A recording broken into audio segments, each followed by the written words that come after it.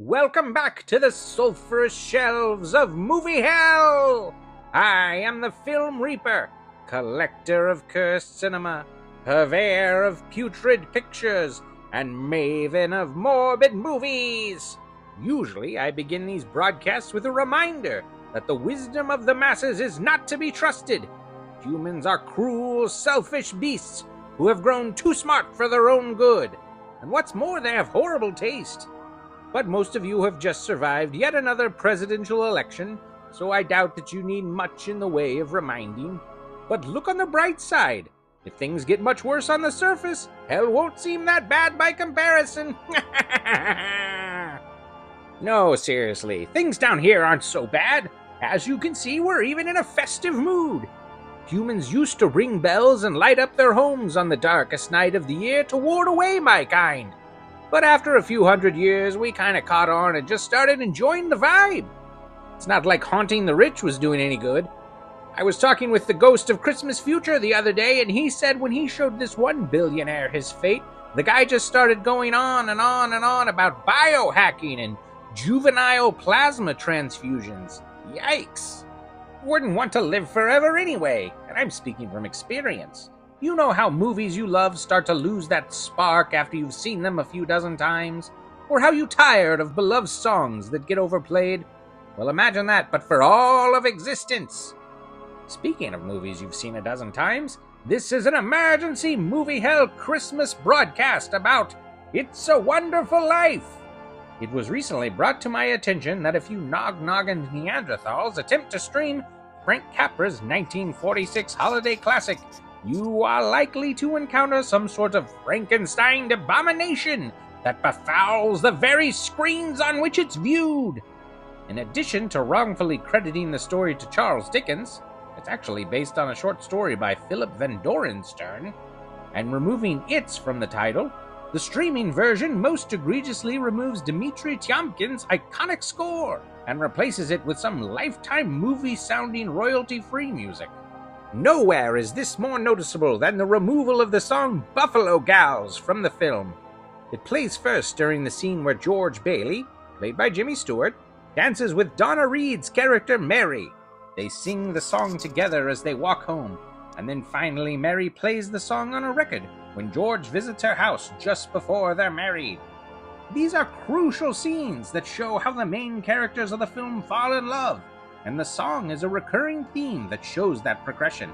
When George is hostile to Mary's advances and doesn't respond to the song, she smashes this symbol of their relationship in frustration. But in the streaming version, she's just breaking records because she's some crazy scorned lover, I guess? You may be asking yourself why some cut-rate streaming service would be distributing an altered version of a universally beloved Christmas classic. And if you're at all familiar with this channel, you should know the answer. It bombed big time! The top-grossing film of 1946 was about three servicemen struggling to adapt to post-war civilian life. So despite good reviews and a Best Picture nomination, audiences who had just witnessed the horrors of World War II did not appreciate It's a Wonderful Life. It failed to earn back its over $3 million budget, leading Capra to sell his production company later that year. Due to mismanagement, or maybe a clerical error, the copyright for the film was not renewed in 1974, and this allowed television networks to play the film in heavy rotation throughout the holiday season, turning it into a veritable Christmas institution. Honestly, how fitting for It's a Wonderful Life's message to finally be appreciated only when it is taken from the hands of a corporation and given freely to the people. I think Comrade George Bailey would approve. But something changed in 1993 when Paramount used a recent Supreme Court decision regarding the copyright of another Jimmy Stewart film, Rear Window, to argue they controlled the rights to It's a Wonderful Life.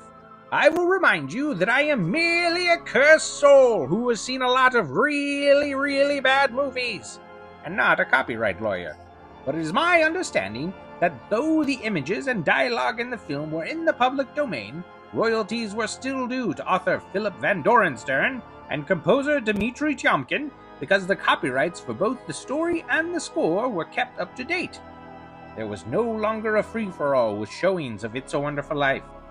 This is also why the streaming bastardization is credited to Charles Dickens, and the score has been replaced with something better suited for a jewelry commercial.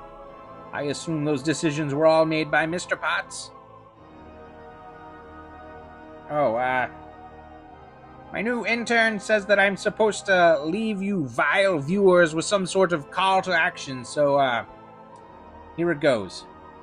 Hit like and subscribe, or I shall fill your hereafter with agony beyond comprehension, and horrors unbeknownst to the mortal realms! Did we get it? Did we get it? Is that good?